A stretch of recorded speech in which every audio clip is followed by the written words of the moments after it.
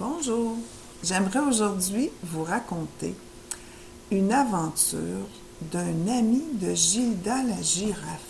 Tu te souviens, c'est celle qui est spéciale et qui perd ses taches s'il y a trop de vent. Tu vas voir son ami, Papaye le panda, lui aussi, il y a quelque chose de spécial.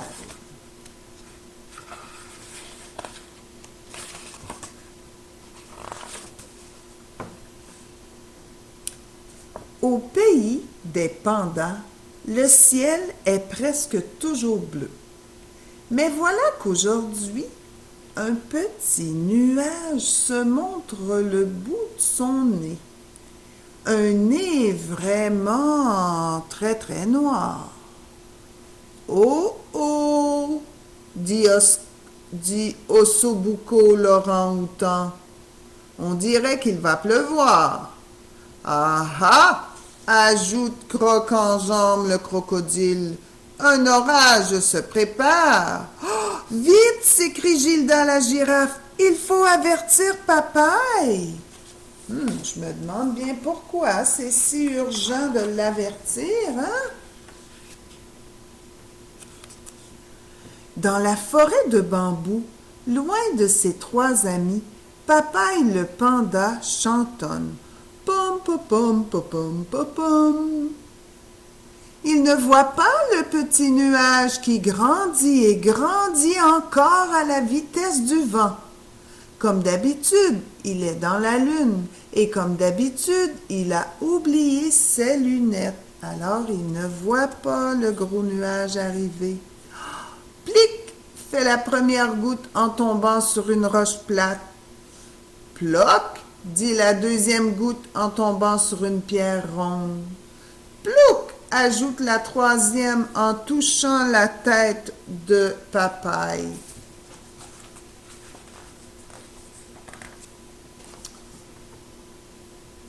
Au secours! Crie Papaye en roulant des yeux effarés. Je rapetisse!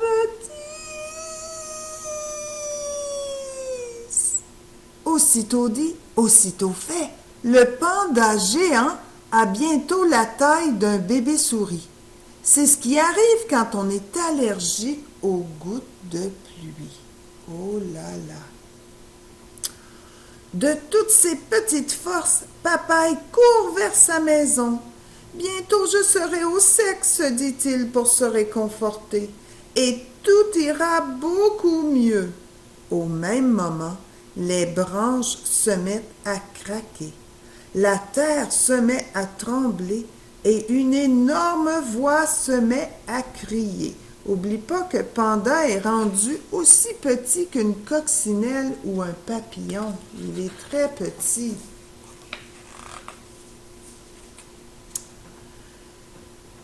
Papaye! C'est Ossobuco l'orang-outan qui cherche son ami.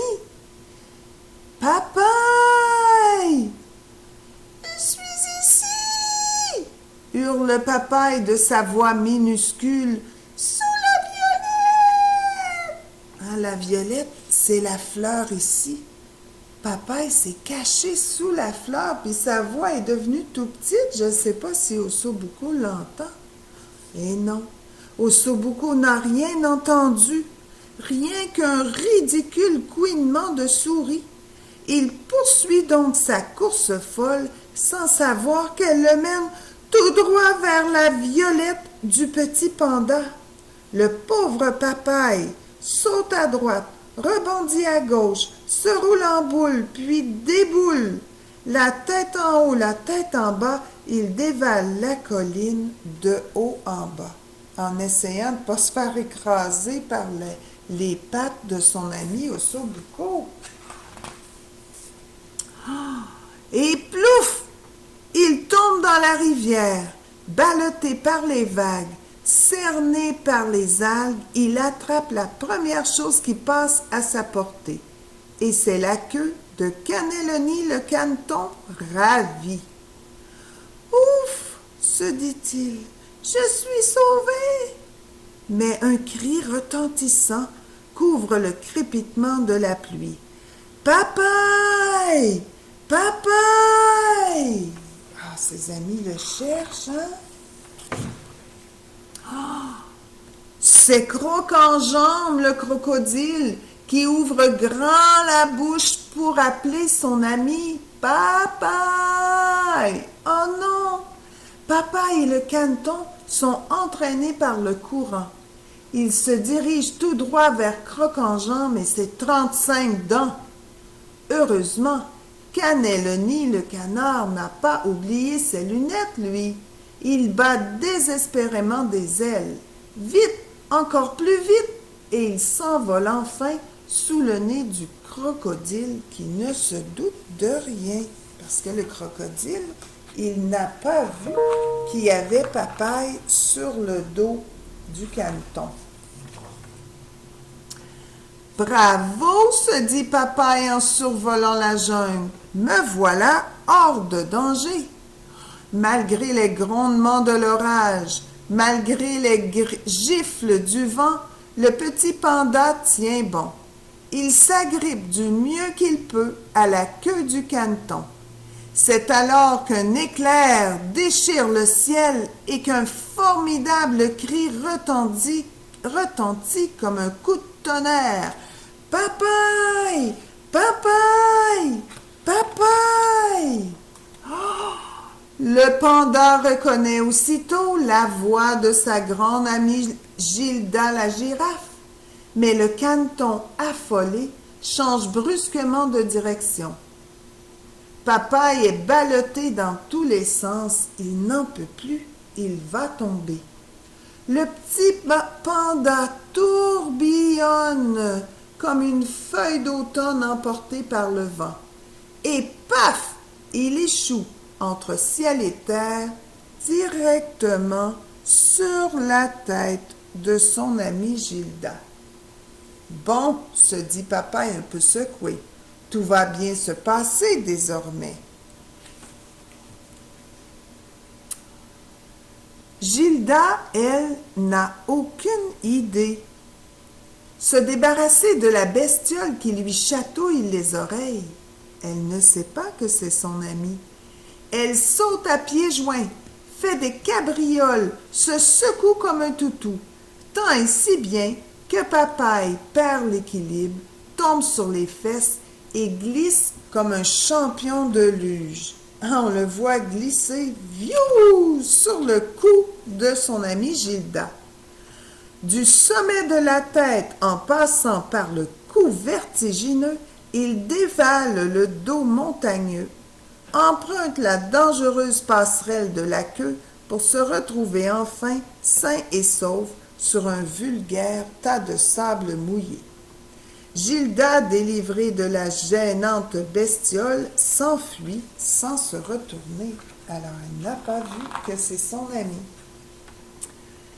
Cette fois, Papaye ne trouve rien à se dire. Encerclé par les rideaux de pluie, il est complètement déboussolé.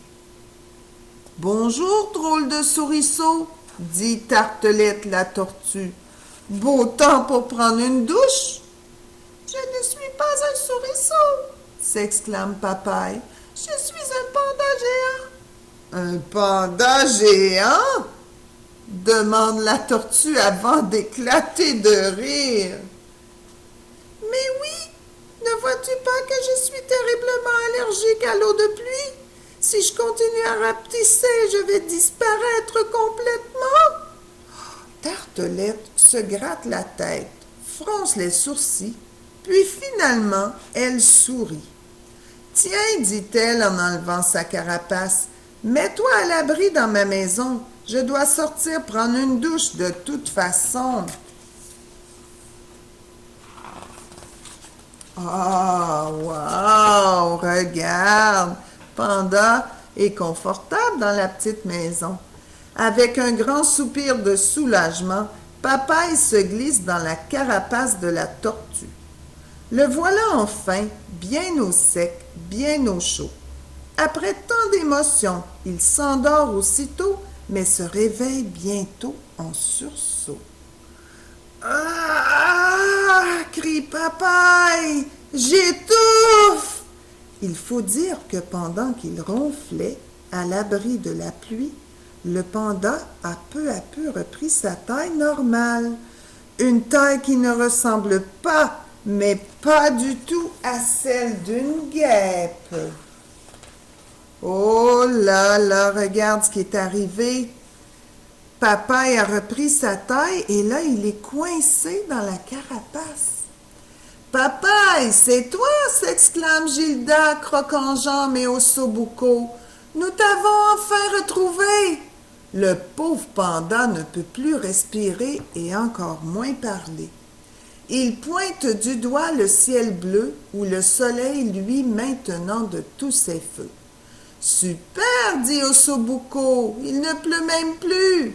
Excellent, ajoute Croque-en-jambe, tu as presque retrouvé ta taille.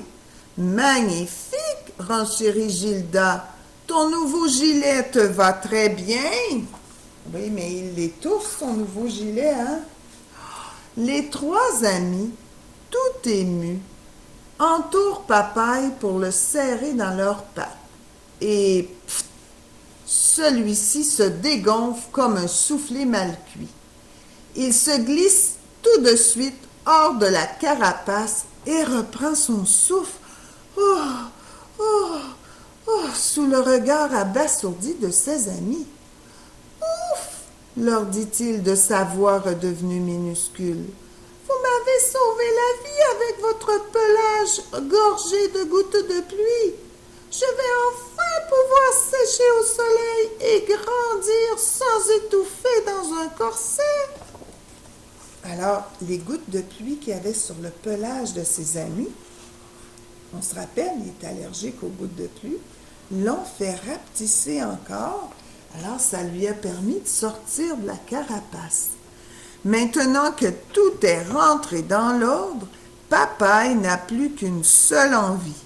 Inviter tous ses amis à un grand banquet de pousses de bambou. Espérons que le soleil sera de la partie.